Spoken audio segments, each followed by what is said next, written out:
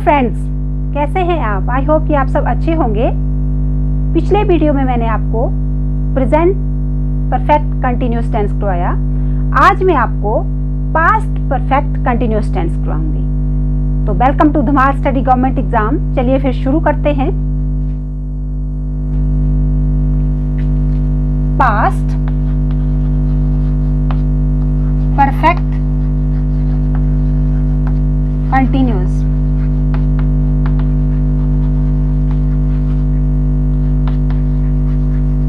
Past perfect continuous tense. अब perfect है past, था, थे, थी, कंटिन्यूअस मतलब से। तो इसकी पहचान जो है हिंदी में, पहचान इसकी हिंदी में से रहा था, से रही थी और से रही थी, से रहे थे। तो हिंदी में जो हम वाक्य बनाएंगे इस टेंस का, वो उसके लास्ट में जो आएगा से रहा था, से रही थी, से रहे थे। जैसे प्रेजेंट का हमने किया से रहे हैं, क्योंकि वो प्रेजेंट था, ये पास्ट है। तो ये तो हो गया क्लियर। अब ये हो गया क्लियर। अब इसमें भी जैसे प्रेजेंट इंडेफिनिट टेंस में जो प्रेजेंट परफेक्ट कंटिन्यूअस था, उसमें भी जो पहचान थी और उसमें हेल्पिंग वर्ब अपनी थी।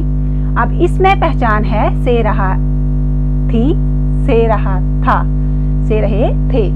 अब जो हम इसमें भी जब हिंदी में वाक्य होगा, इसमें भी हिंदी में जब वाक्य होगा तो उस वाक्य में टाइम दिया होगा। तो इस टेंस में भी टाइम का मेन रोल है। टाइम जो है इसमें मेन रोल प्ले करेगा। और जो पीरियड ऑफ टाइम होगा, पीरियड ऑफ टाइम मतलब समय की संख्या, समय की संख्या। अब इसमें समय की संख्या दी होगी। पीरियड ऑफ टाइम दिया होगा, इसमें हिंदी में टाइम दिया होगा और उसमें टाइम पीरियड ऑफ टाइम दिया होगा, तो समय की संख्या दी हुई होगी।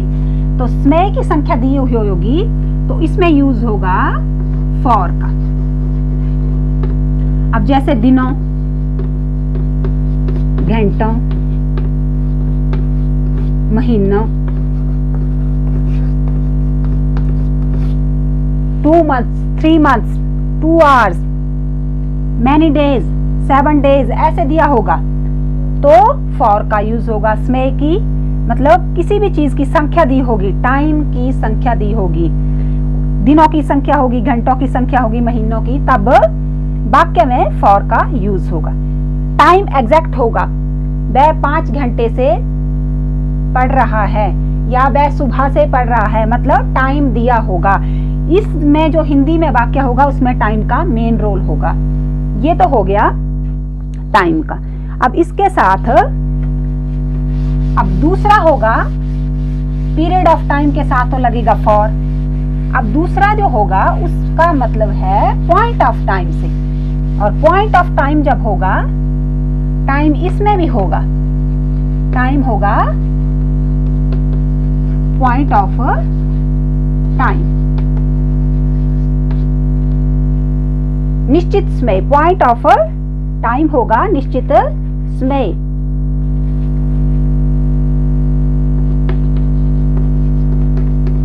निश्चित समय होगा, इसमें कोई संख्या नहीं होगी।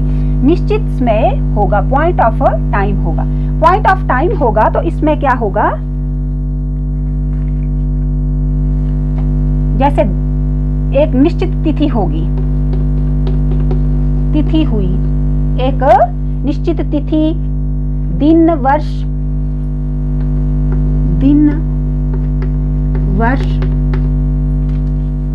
और मास, दिन, वर्ष और महीना, जिसको मास भी बोलते हैं। तो ये हो गया, मतलब इसके लिए पॉइंट ऑफ टाइम एक निश्चित समय होगा। निश्चित समय तिथि होगी, तिथि कौन सी होगी, 1926, अगर लिखा होगा 1926, दिन होगा मंडे, मंडे एग्जैक्ट नेम है मंडे। एक पॉइंट ऑफ टाइम है, वर्ष कौन सा है, जनवरी, कौन सा नाम है, जनवरी आ गया। महीना कौन सा है, कौन सा महीना है, जनवरी। वर्ष कौन सा है, 2021। ऐसे अगर एग्जैक्ट डेट है, ऐसे डेट है, कौन सा वर्ष पड़ा है। तो ये चीज जो है ये एक निश्चित समय है, पॉइंट ऑफ टाइम है, इसमें संख्या नहीं दी है, एग्जैक्ट डेट बता दी है, एग्जैक्ट नाम बता दिया, मंडे बता दिया है, 1926 है, 2021 है, जनवरी मंथ है। तो इसमें जो इन सब में जो यूज होगा वो यूज होगा सिंस, इन सब में सिंस का यूज होगा, टाइम इसमें भी होगा और सिंस का यूज होगा। इसके साथ ये क्लियर होना जरूरी है। अब ये तो क्लियर हो गया आपको, अब ये चीजें आपको बिल्कुल क्लियर हो गई कि पॉइंट ऑफ टाइम पे सिंस लगेगा और जो संख्या दी होगी, टाइम की संख्या दी होगी कि 2 महीने 4 महीने, तो उसमें फॉर का यूज होगा। अब इसके साथ इसकी पास्ट परफेक्ट टेंस, इसमें हेल्पिंग वर्ब कौन सी होगी, हेल्पिंग वर्ब जो है हैड बीन, प्रेजेंट में हैज बीन और हैव बीन था, यहाँ हैड बीन नहीं है। और सभी कर्ताओं के साथ हैड बीन जो है सभी सब्जेक्ट्स, सभी सब्जेक्ट्स के साथ, चाहे वो ही शी इट है, सिंगुलर में है, आई वी यू दे है, प्लूरल में है, तब भी हैड का यूज होगा पास्ट में, परफेक्ट कंटिन्यूअस टेंस में। तो ये हैड बीन का यूज होगा। और हेल्पिंग वर्ब तो ये होगी फर्स्ट फॉर्म होगी, वर्ब की फर्स्ट फॉर्म, और आईएनजी का यूज जैसे हो रहा है, से रहा है इसका मतलब आईएनजी लगेगा। और हैड बीन तो हेल्पिंग वर्ब हो गई सभी सब्जेक्ट्स के साथ। तो ये तो हो गया पूरा क्लियर आपको past perfect continuous tense. Time का कंसेप्ट भी क्लियर हो गया, पॉइंट ऑफ टाइम में सिंस का यूज होगा, और जो संख्या बताई होगी टाइम की, दिनों, महीनों, सालों में, तो वो उसमें फॉर का यूज होगा। तो चलिए फिर आगे इस चीज को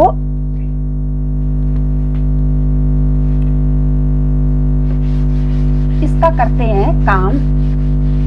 अब इसके बनाएंगे हम वाक्य।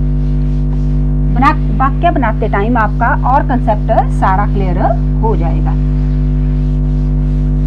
और सिंस और फॉर दोनों के लिए मैं अलग अलग से वाक्य बनाऊंगी ताकि आपको सब कुछ क्लियर हो जाए।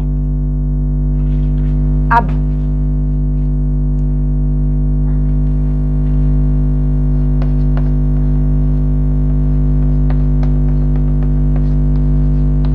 वह प्रातःकाल से हल चला रहा था। अब प्रातःकाल से वह प्रातःकाल से, ही प्रातःकाल एग्जैक्ट टाइम है, एक प्रॉपर, वह प्रातःकाल से हल चला रहा था। he had been plowing. He had been plowing since morning. अब ये तो हो गया अफर्मेटिव।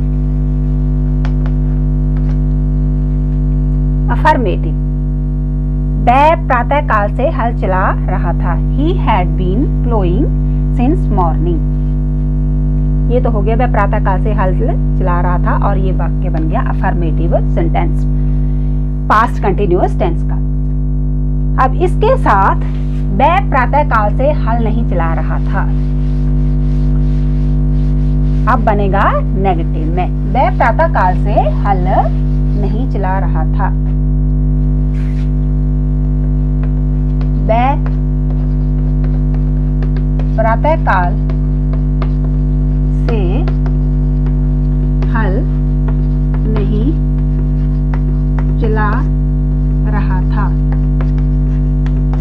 वह प्रातःकाल से हल नहीं चला रहा था, ये हो गया negative.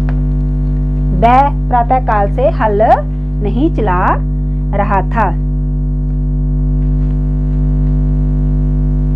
He had not been plowing since morning. He had not been plowing since morning. ये हो गया इसका नेगेटिव। अब इसके साथ आएगा इंटेरोगेटिव।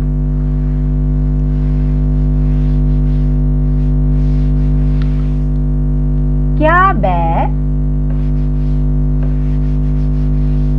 वह प्रातःकाल से हल चला रहा था? प्रातःकाल जो टाइम दिया है, इंटेरोगेटिव, क्या वह प्रातःकाल से हल चला रहा था? Question mark. क्या वह प्रातःकाल से हल चला रहा था? Had he been plowing since morning? Question mark. क्या वह प्रातःकाल से हल चला रहा था? Had he been plowing since morning? क्या वह प्रातःकाल से हल चला रहा था? ये तो हो गया, ये प्रातःकाल जो आ रहा है इसमें। अब इसके साथ साथ अगर आता है नेगेटिव और इंटेरोगेटिव। नेगेटिव और इंटेरोगेटिव में, दोनों में, नेगेटिव में नहीं आएगा नेगेटिव का, और इंटेरोगेटिव में क्वेश्चन मार्क आएगा। क्या वह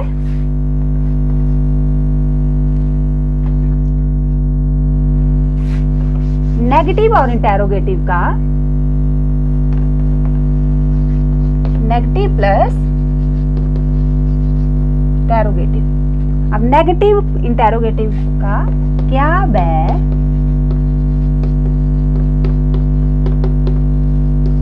प्रातःकाल से हल चला, क्या वह प्रातःकाल से हल नहीं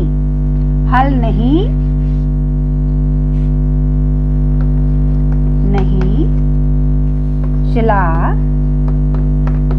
रहा था? इसमें नहीं भी आएगा क्योंकि ये नेगेटिव भी है और इंटेरोगेटिव भी है। तो क्या वह प्रातःकाल से हल नहीं चला रहा था? तो क्या वह प्रातःकाल से हल नहीं चला रहा था?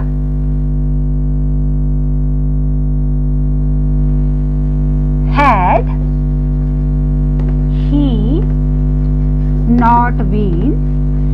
he not been plowing, प्लो होता है हल चलाना, plowing since morning? Question mark. क्या वह प्रातःकाल से हल नहीं चला रहा था? अब ये देखो, सिंस मॉर्निंग आ रहा है। अब इसी में आपको मैं सिंस और फॉर में डिफरेंस कर देती हूं। एक वाक्य में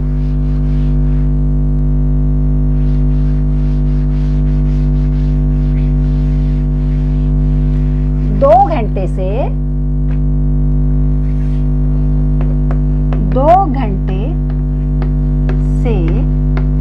वर्षा हो रही थी। अब 2 घंटे से वर्षा हो रही थी। ये जो हमने किया, हैज ही नॉट बीन, ये नेगेटिव और इंटेरोगेटिव किया हमने। तो मॉर्निंग के साथ सिंस क्यों लगा? इसलिए लगा क्योंकि मॉर्निंग जो था वो एक पॉइंट ऑफ टाइम था। मॉर्निंग है तो मॉर्निंग ही है, इवनिंग है तो इवनिंग ही है। तो इसीलिए मॉर्निंग के साथ सिंस लगा। अब यहाँ 2 घंटे से वर्षा हो रही है। 2 घंटे से वर्षा हो रही है। It had been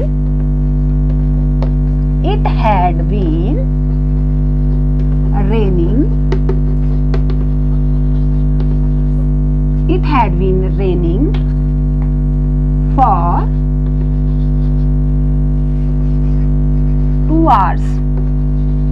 It had been raining for 2 hours. अब मैंने for क्यों लगाया यहाँ? मैंने for इसलिए लगाया 2 घंटे, 2 hours, 2 घंटे संख्या है। तो जो मैंने आपको पहले क्लियर किया, जब पॉइंट ऑफ टाइम बताया होगा, एक निश्चित टाइम बताया होगा जिसमें महीना बताया होगा, तो एग्जैक्ट नेम होगा, सोमवार से वर्षा हो रही है। तो अगर ऐसे इसकी जगह सोमवार से वर्षा हो रही है तो इट हैड बीन रेनिंग, सोमवार से अगर ऐसे होता सोमवार से, तो यहाँ फॉर की जगह सिंस आता, सोमवार से वर्षा हो रही है। लेकिन यहाँ आया है 2 घंटे से वर्षा हो रही है, तो 2 घंटे मतलब संख्या दी हुई है, एक पॉइंट नहीं दिया है टाइम का, एक पॉइंट नहीं बताया कि मंडे से, सोमवार से बारिश हो रही है, तो यहाँ फॉर लगा। और यहाँ सिंस लगा। क्यों लगा सिंस? क्योंकि मॉर्निंग से बारिश हो रही है, तो यहाँ सिंस लग गया। तो ये जो था, ये पास्ट परफेक्ट टेंस, ये आपको अच्छी तरह से क्लियर हो गया होगा। इसको मैंने आपको ब्रीफ करके एक एक कंसेप्ट को क्लियर किया है। ऐसे तो हर चीज क्लियर हो जानी चाहिए, नहीं हुई है तो आप कमेंट बॉक्स में कर सकते हैं, कोई चीज कमी रही हो। तो वीडियो को देखने के लिए बहुत बहुत धन्यवाद। Thank you very much.